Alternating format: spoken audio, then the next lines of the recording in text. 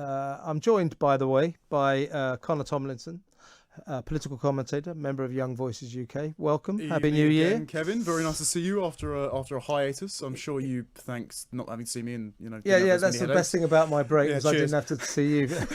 I thought about you last Monday. Thank God I'm not seeing Connor. Actually, the state I was in last Monday. Bit of a hangover, I seem to recall. I'm surprised you can remember it. Yeah. Liz Truss, this was last June, when she was International Trade Secretary, and doing a damn fine job, by the way, sealing deals left, right and centre around the world. That's why she got promoted to Foreign Secretary. She had a visit from some American dignitaries led by Catherine Tai, who's Joe Biden's trade representative. Now, she took these Americans to lunch with a couple of her people as well at a place called 5 Hertford Street, which is a posh Mayfair private members club, favoured by high Tories, top Tories. A lot of top Tories go there. People like Michael Gove, David Cameron and Boris Johnson have all been seen there. Now, she insisted on going to this place because she likes it. And basically the lunch cost £1,400. It involved bottles of wine that cost £350 and 2 bottles of TANQERADE gin. So it was quite a lavish affair. Yeah, very reminiscent of the party conference earlier in this year, if my alcoholic memory serves me. Well, so you know the scene. Yeah. So it turns out that when she said, I want to take these Americans to this lovely restaurant, private restaurant, the civil servants got involved and said, oh, no, it's too expensive. We found you another restaurant, a place called Quo Vadis. Which is quite nice, but it's not quite up to 5 Hertford Street standards. They got 2 bottles of TANQERADE gin, that's not cheap. 3 bottles of Pazzo Barante's Albarino, I recommend them, they're £153 each. And 2 bottles of Coudelet de Beaucastel, they were £130 each, so it was quite a do. £1,400. The civil servants queried it and said, we can get it to you for you for £1,000. My question to you really, Connor, is, I mean, I just find the whole situation quite intriguing, and it's a little window into how it can be quite a good job if you're how the other half live. Yeah, it is quite nice, isn't it? A quick lunch, £1,400 with some £150 bottles of wine. As you do. There's a point to it, whining and dining, our most important trade ally, America. What were the civil servants doing getting involved trying to find her a cheaper venue? See, I don't think, now that I have a bit of contention on this, I don't think anyone actually objects to these conversations being had. Particularly because if you look in Catherine Tai's record, she's got a bit of bipartisan support between the Democrats and Republicans because she's very hawkish on China, or more so hawkish than the president that's appointed her. She said a lot about how we've got to make trade deals between the US and their allies very fair so China doesn't undercut us on manufacturing and, bring all the cheap labour across and make sure that the American worker can get a really solid wage. Great stuff, perfect. Now, whether or not that's in practice is a whole other deal, because her and Liz Truss were undoubtedly talking about the TPP, which is going to cause major problems in the future.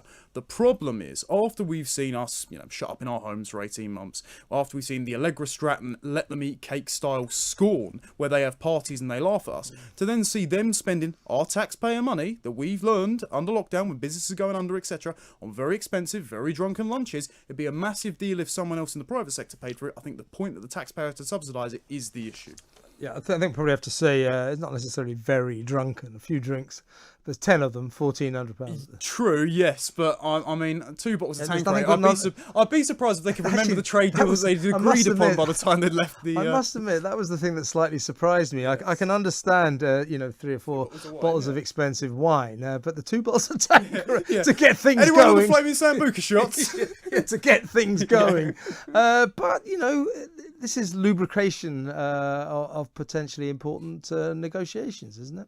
Well, okay, if all of our negotiations are being done drunkenly, at least we're doing them in the spirit of, Again, X amount. they're not drunken. Well, X amount 100 years ago, lest people forget, the water wasn't very drinkable. So it's very highly likely, like the Constitution, etc. I'll tell you what, I've been to 5 Hertford. The water is drinkable. Oh, no, they are definitely. But a fair old while ago, when we were writing all of our most important political documents, water quality wasn't all that high. So it's quite probable the American Constitution itself was written when the founding fathers were having a few too many pints down the pub.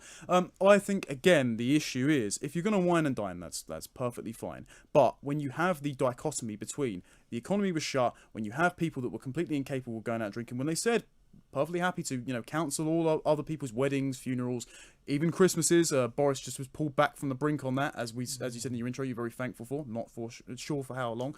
That contrast between Liz Truss, one of the Tory party favourites, supposedly one of the most hawkish against lockdown, etc., behind closed doors, then going out and doing this on the public purse, it's not a good look, again. And when she's doing this again, it says she's doing this within the party apparatus. It said that she's used this club before to get groundswell among party members for a leadership campaign. So it's one of her favourites, and it's not necessarily that she's just trying to win the US over. She's now the foreign secretary. In those days, she had a very important job of being the international trade secretary. I mean, can't she choose her favourite venues to wine and dine people that are important to her cause? Well, when it's on the taxpayer purse, again, that's the main problem. I mean, Parliament's kitted out with a bar, right? They get a £25 food allowance. That's more than I spent a week on shopping as a student. That's more than a lot of people spend on food shopping per person. So if they've got those facilities, why aren't they using those? It's the same sort of answer of, Stella Creasy saying, oh, I need to bring my child into the Commons. Well, there's a creche, there are facilities provided. How about you use those that we're already paying for, and then don't go and blow all the money on things we don't need? Yeah.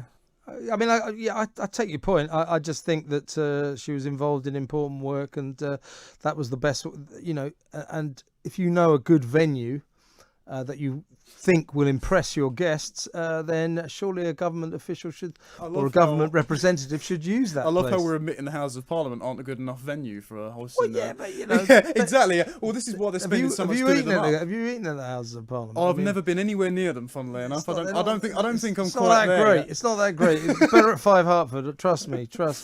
Let me ask you what you think. We've still got some time.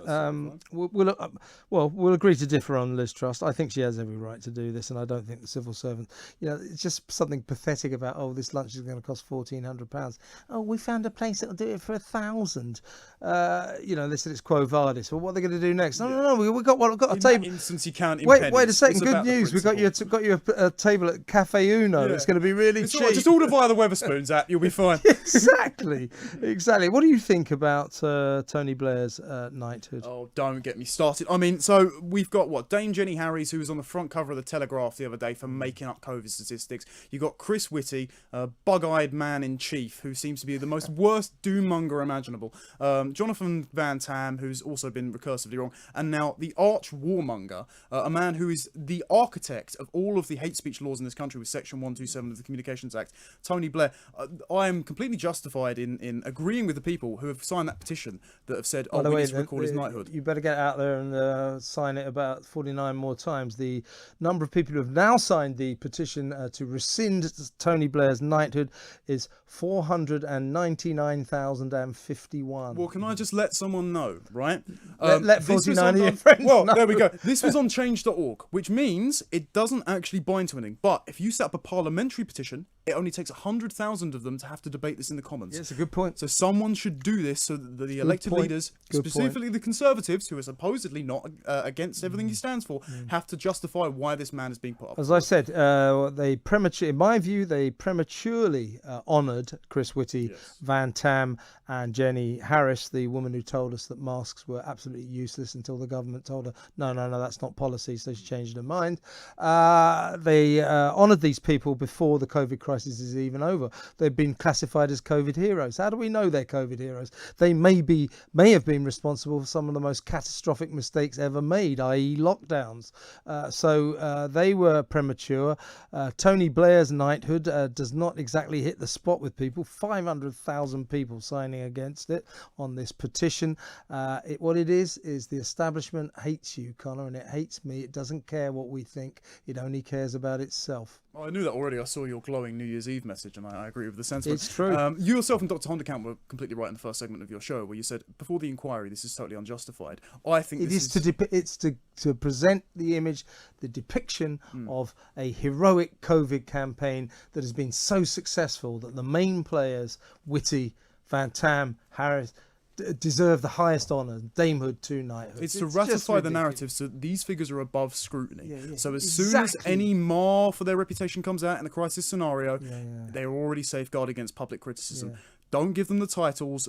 if they did their best, that's totally fine. I don't think they did a very good job, and I think that's all going to come out if the inquiry is fair and transparent. I don't doubt they've done their best. It wasn't very good then. Well, okay, probably not, but let's give them the benefit of the doubt. There will be a public inquiry at a certain point, and we'll find out just how heroic they are. I mean, suppose the public, I'm only speculating here, but suppose the public inquiry decides after strenuous investigation and research that these three have been catastrophically useless. What do we do about their knighthoods? Obviously rescind them, but that's not going to happen. This is also, I'd like to make a point, okay, and this is a sort of point of principle for everyone saying this. Throughout this morning, when Nadim Zahawi came on and talked about masks in schools, a lot of people were going, well, can you show us the evidence as to why you've got to make this incursion? He can't. But my point is this, okay? There is no science in the world that allows you to tyrannise me. I don't care what evidence you can pull from your backside. Science describes the world as it is, whereas morals describes how we should act and what it should be. Law should be moral. So we need to stop deferring to experts for our laws, to get on with living with COVID, as now even bloody Sajid Javid has said, and actually treat each other as human beings and stop being divisive. These people that are receiving these honours have not done that, and so I do not think they deserve them in one bit. Fair point. That's your opinion, and I think it's shared by lots of people. As I say, they're classified, but it's up to 499,826. If you sit there for another 30 seconds, we should make it. Refresh the page. Connor, great to see you. We'll see you this time and next week.